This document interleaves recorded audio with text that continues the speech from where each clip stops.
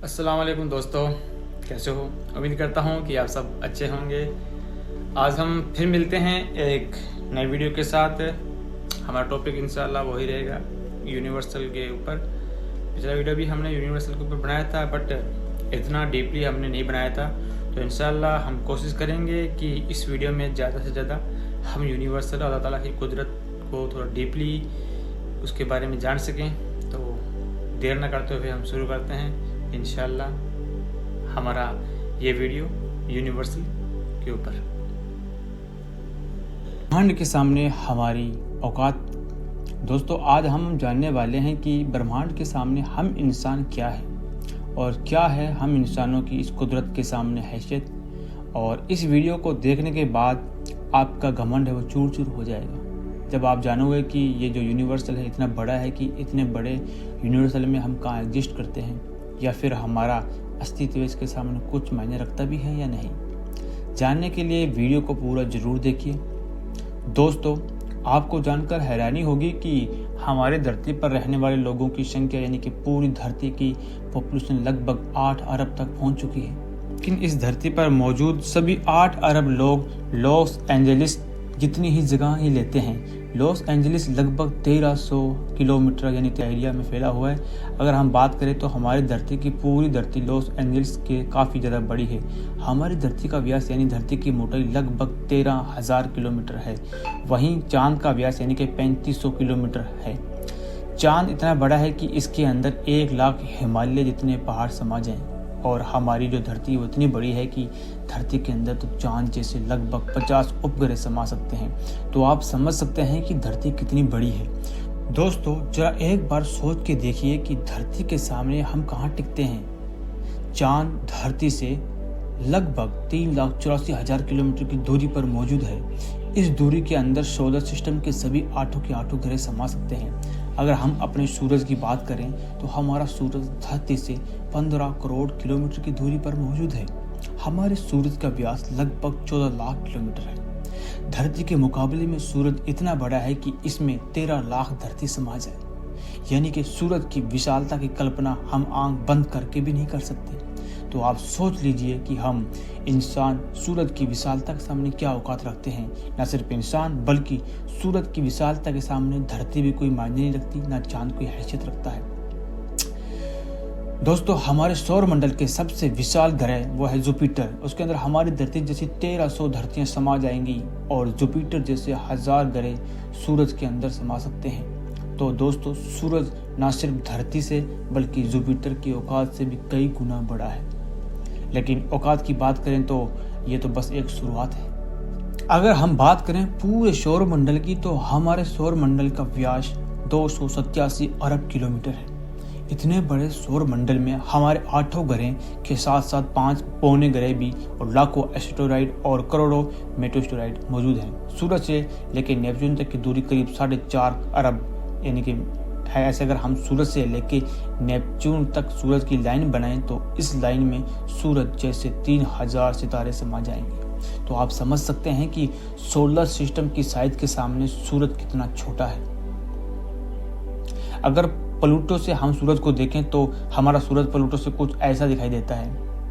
हमारा सौर मंडल प्लूटो के बाद भी कई गुना आगे तक फैला हुआ है, तक कि हम देख चुके हैं कि सूरज की साइज भी इतने बड़े सौर मंडल के सामने काफी छोटा पड़ जाता है। अगर हम और आगे की बात करें तो सूरज से और भी बड़े तारे अंतरिक्ष में मौजूद हैं।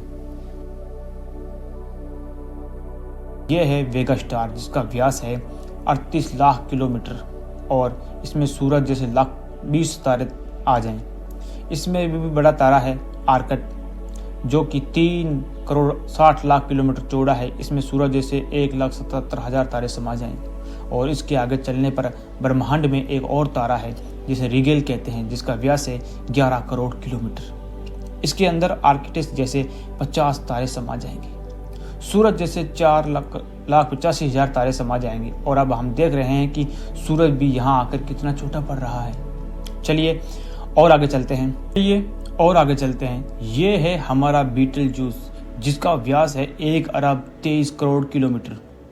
इसमें रिगेल जैसे लगभग 1400 तारे समा सकते हैं और सूरज जैसे लगभग 67 करोड़ तारे समा सकते हैं। अब आप सोच लीजिए कि यहाँ आकर सूरज भी एक रेत के कण के बराबर भी नहीं है।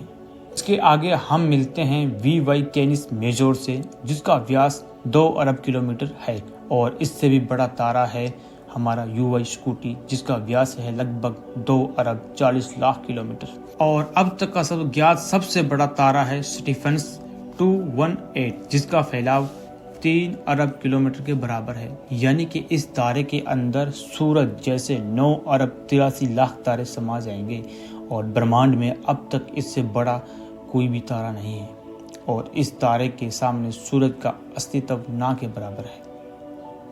ऐसे ही हम इंसान और हमारी धरती इसके सामने कुछ भी औकात नहीं रखती। जरा सोच कर देखिए कि इस तारे के अंदर धरती का अस्तित्व मायने भी रखता है या नहीं। अब अगर हम बात करें कि ब्रह्मांड में इससे भी बड़ी संरचनाओं की, तो हम पहुंच जाते हैं कैटस आई नेबुला के पास।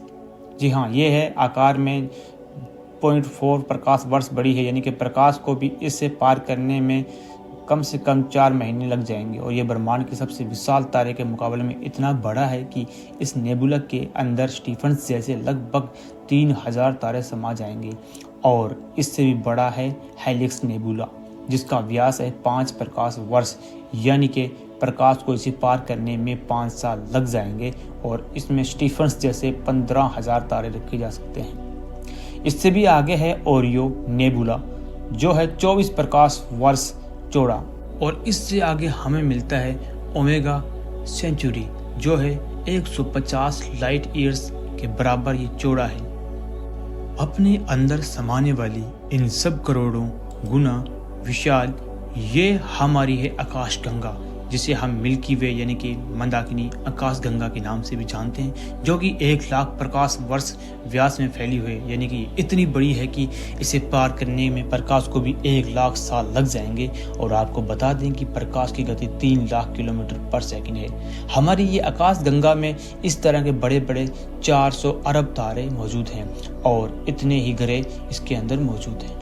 यहाँ आकर आप कल्पना भी नहीं कर सकते कि ये कितनी बड़ी है।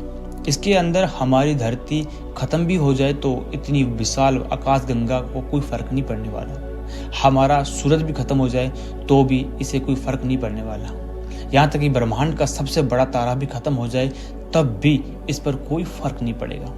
लेकिन ब्रह्मांड यहाँ भी खत्म नहीं होता है। इससे भी आगे चलने पर अगर हम हमारे पड़ोसी आकाशगंगा एंड्रोमेडा की बात करें, तो यहाँ हमारी गैलेक्सी से 2 गुना बड़ी है। ये गैलेक्सी के अंदर 10 खरब तारे मौजूद हैं। अब तक जाने के सबसे विशाल तारे स्टीफन के इस गैलेक्सी को भर दिया जाए तो इसमें 4000 अरब खरब स्टीफन्स 28 जैसे तारे आ जाएंगे। और अगर हम और आगे पृथ्वी से 23 करोड़ प्रकाश वर्ष दूर जाएं तो हमें एक और आकाशगंगा मिलती है, जिसे UGC 2885 गैलेक्सी के नाम से जाना जाता है, जो कि 4 करोड़ 63 लाख प्रकाश वर्ष व्यास में फैली हुई है। और ये हमारी गैलेक्सी से 4 गुना बड़ी है, और इसमें 50 खरब तारे मौजूद हैं। पृथ्वी से 100 करोड़ प्रकाश वर्ष दूर इससे भी एक और भयानक और बड़ी गैलेक्सी है। पृथ्वी से 100 करोड़ प्रकाश वर्ष दूर इससे भी एक और भयानक और बड़ी गैलेक्सी है, जिसे IC 1101 के नाम से जाना जाता है, जो 40 लाख प्रकाश वर्ष के व्यास में फैली हुई है। और इसमें 1000 खरब तारे रहते हैं। इसके अंदर 300 से भी ज़्यादा मिल्की वे गैलेक्सी जैसी आकाशगंगा मौजूद हैं। और अगर हम इसके आगे चलकर भी देखें तो इससे भी ज़्यादा बड़ी गैलेक्सी ब्रह्मांड में मौजूद हैं, जिसके सामने मिल्की वे आकाशगंगा भी कुछ भी नहीं है। पृथ्वी से 300 करोड़ प्रकाश वर्ष दूर पर यहाँ पे है अल्कानियस गैलेक्सी, जो कि 1 करोड़ 60 लाख प्रकाश वर्ष जितने व्यास में फैली हुई है। और हमारी मिल्की वे गैलेक्सी जैसी 40 लाख गैलेक्सियाँ इसके अंदर आ जाएं। अब हम ब्रह्मांड से काफ़ी बड़े स्केल पर पहुंच चुके हैं। यहाँ हमारी गैलेक्सी जिसकी विशालता की हम कल्पना भी नहीं कर सकते थे, वो भी इसके सामने कुछ भी नहीं है। लेकिन अब अगर हम और आगे चलें तो पूरे ब्रह्मांड की बात करें तो हमारा पूरा ब्रह्मांड जिसे हमने अब तक ऑब्जर्व किया है वो है 90 खरब प्रकाश वर्ष की व्यास में फैला हुआ है, और इसके अंदर ऐसी 20 खरब गैलेक्सी मौजूद है। और ब्रह्मांड के सामने तो सबसे बड़ी आकाशगंगा है, वो है गंगा अल्कानियस गैलेक्सी, जो कुछ भी हैसियत नहीं रखती। अब इतनी बड़ी गैलेक्सी भी ब्रह्मांड के सामने कुछ भी नहीं है, तो सूरज और धरती की बात तो छोड़ दो। खैर, अब हम इसके सामने कहीं भी नहीं टिकते हैं। हमारे जैसे 8 अरब लोग यानी कि हम सब पृथ्वीवासी मिलकर भी ब्रह्मांड के सामने कुछ भी नहीं है, बल्कि इतने बड़े ब्रह्मांड में भी कहीं जीवन नहीं है, सिर्फ पृथ्वी पर ही है जीवन है। तो हम इतने बड़े ब्रह्मांड में काफ़ी ज़्यादा अकेले हैं। यहाँ पूरे ब्रह्मांड जो कि हमारी सोच से भी बड़ा है, ये पूरी तरह से वीरान है। अगर ऐसा है तो ये काफ़ी डरावना है और हमें यह बताता है कि हम कितने अकेले हैं। अगर हमने जीवन में जो भी अब तक भी हम कभी इतने दूर तक एलियन से नहीं मिल सकते हैं, तो तब भी हम अकेले हैं इस ब्रह्मांड में, जबकि ये ब्रह्मांड भी यहाँ आकर नहीं थमता है, क्योंकि फिलहाल हमने इससे आगे देखा भी नहीं है कि ब्रह्मांड का विस्तार और कितना आगे है।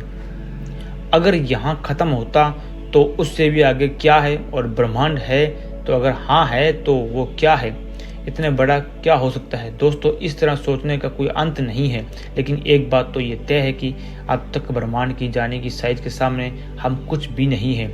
और यही वजह है कि आज के वैज्ञानिक भी ब्रह्मांड की इतनी बड़ी साइज को देखकर अचंभित हैं और ये मान चुके हैं कि अल्लाह ताला की कुदरत बेमिसाल है और इसके सामने इंसान कुछ भी हैसियत नहीं रखता है। इतने बड़े ब्रह्मांड में हम छोटी सी गैलेक्सी मंदाकिनी में रहते हैं और एक छोटे से सोलर सिस्टम में बसने वाले एक छोटे से तारे के चारों ओर मौजूद एक बहुत छोटे से ग्रह पर स्थित काफ़ी छोटे से 200 देशों में रहने वाले 8 अरब लोगों में से अब हम में से एक इंसान इस पूरे ब्रह्मांड के सामने कोई हैसियत नहीं रखता है।